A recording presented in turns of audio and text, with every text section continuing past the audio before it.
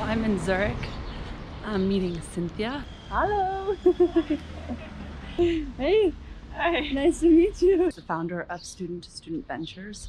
And I had to just find a quiet place because I felt so insecure, like walking through these busy streets and filming myself. God, I don't know how Cedric does this filming. Such an awkward feeling. Realizing this vlog style that Cedric does really takes balls. Which is actually coincidentally the topic of my chat with Cynthia today. What you see when you look at the data is, for example, in the DACH region, there are only like the top 30 funds have around 8 partners in their fund.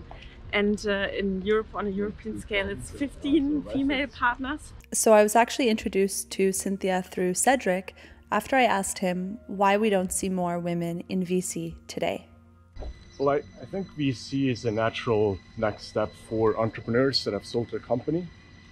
And overall, we have very little female entrepreneurs. I mean, even in our portfolio, we would have to run the numbers to get an exact tally, but I think less than 10% of the founders that we talk to are female.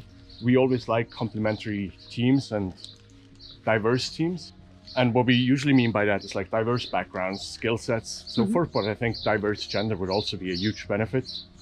So the funds are really looking for women, and the LPs are also actually changing direction and increasing the pressure, I would say, to have women as partners. To better understand the value of having more women as partners, I asked Cynthia what her personal investment philosophy was.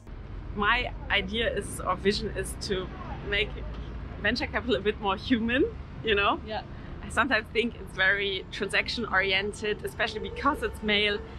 And there are a lot of aspects about our society that are left out that I would like to include. And that's why I personally also try to invest in companies that have an impact on healthcare, on society in a broader sense. I find those founders that are really mission driven and that really want to change something, that are not only return driven.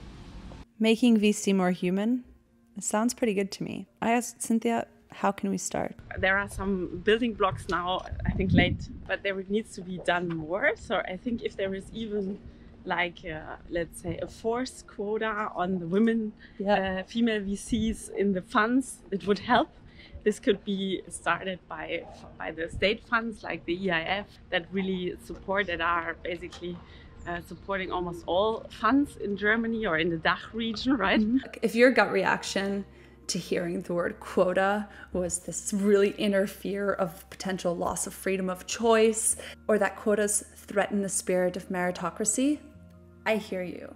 But quotas aren't about not hiring based on merit. Roles should be filled because it's the right person for the job, not just because there's a seat to be filled. But the problem is the way that we do this, we're not doing a really good job. Our processes are riddled with biases. Women are also questioned differently, right? There are these, I think, Harvard articles about it, experiments, how women are approached in an interview versus men, right? Yeah. So they're not approached with the same questions, unbiased questions. The scenario I picture when I try to make a counter argument for quotas is that you have candidate A, in this case a male, who is being pegged up against candidate B, the female. In this case, candidate A is on paper much more qualified. And you, as an employer, have to hire B, the female, because of this quota. The concern is that we're now downgrading and poor candidate A is missing out on the job opportunity of a lifetime.